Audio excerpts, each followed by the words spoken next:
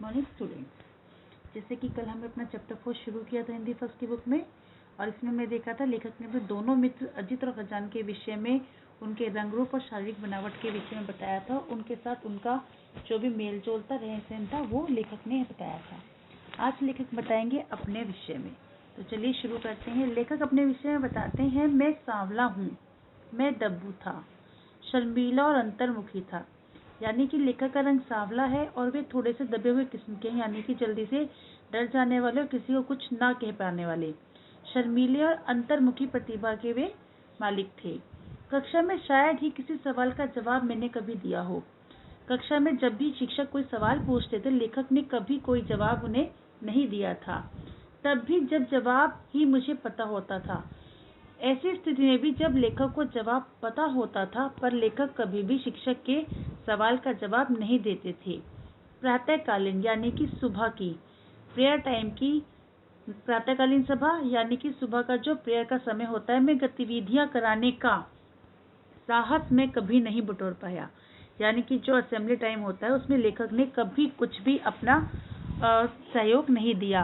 अध्यापकों के सामने जाने की बजाय मैं कहीं छिप जाना बेहतर समझता था। लेखक अध्यापक के सामने जाना पसंद नहीं करते थे और चाहते थे कि अध्यापक उन्हें देख ना ले, और इसलिए कहीं पे जाके छिप जाते थे। मुझे गणित, अंग्रेजी और विज्ञान विषय कभी अच्छे नहीं लगे। लेखक को ये तीनों विषय सब्जेक्ट थे, मैथ्स, अंग्रेजी और साइंस, कभी भी अच्छे नहीं लगे। मुझे जन्म तिथियां कभी याद नहीं रही। लेखक को कभी भी जो इतिहास में जन्म तिथियां बताई जाती हैं, याद करवाई जाती है, कभी भी उन्हें याद नहीं रही। भूगोल और इतिहास तो कभी भी समझ में नहीं आया। हाँ, चित्र बनाना और हिंदी की किताब पढ़ना मुझे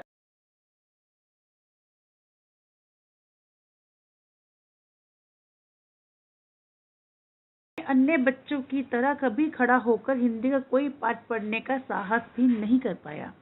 लेखक को हिंदी पढ़ना अच्छा तो लगता था, परंतु जब खड़े होकर रीडिंग करवाई जाती है, उस तरह से लेखक कभी भी नहीं पढ़ पाए, और ना ही उनके अंदर इतना साहस वो कभी जुटा पाए कि वो कक्षा में खड़े होकर सबके सामने अपने पाठ को पढ़ सके।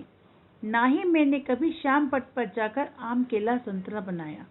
यहाँ के लेखक को चित्र बनाने का शौक था, परंतु उन्होंने कभी भी ब्लैक बोर्ड पे जाके आम, केला, संतरा या किसी भी चीज का कोई चित्र कभी भी नहीं बनाया।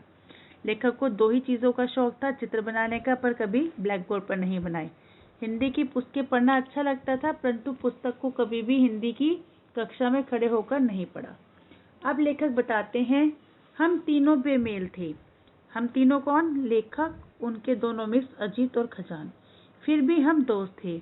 तीनों अलग अलग प्रवृत्ति के व्यक्ति थे, परंतु तीनों ही दोस्त थे।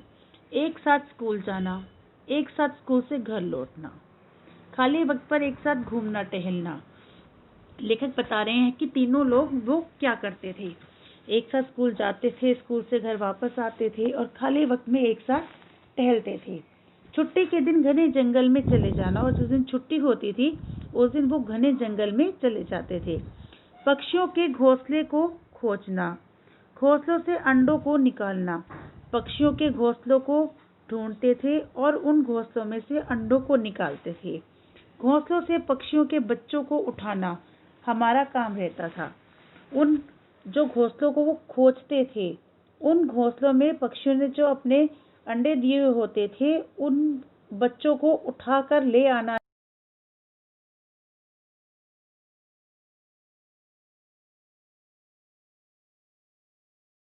इस तरह से लेखक और उनके दोनों मित्रों को पशु पक्षियों की और पेड़ पौधों की बहुत अच्छी जानकारी हो गई थी।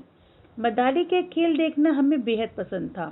बंदर, भालू, नाचने वाले और दवा बेचने वालों के तमाशों में हम सबसे आगे खड़े रहते थे।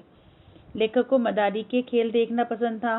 बंदर, भालू, नाचने और नचाने वाले लोगों और तमाशों से लेखक सबसे आगे खड़े रहते थे। इन तमाशों में स्कूल हमारे गांव से बहुत दूर था। अब लेखक बताते हैं, जिस विद्यालय में वो जाते थे, वो स्कूल उनके गांव से बहुत दूर था।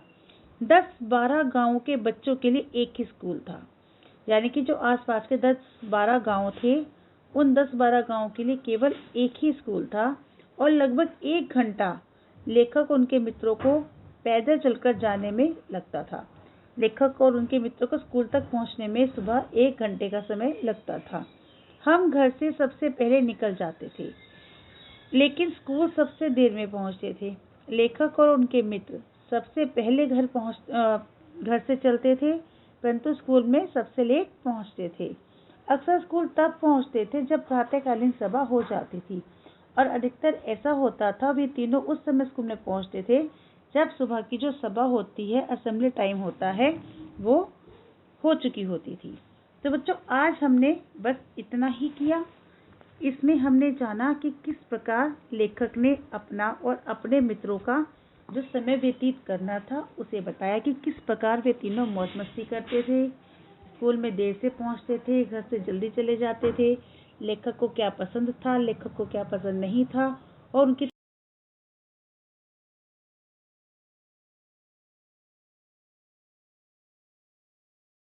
हम पढ़ेंगे कि लेखक के जीवन में 6 क्लास में आने के बाद, छठी कक्षा में आने के बाद पहला दिन जो था जब उनके दोनों मित्र नहीं आए, उसका उन पर क्या प्रभाव पड़ा। ये हम पढ़ेंगे अपनी अगली क्लास में।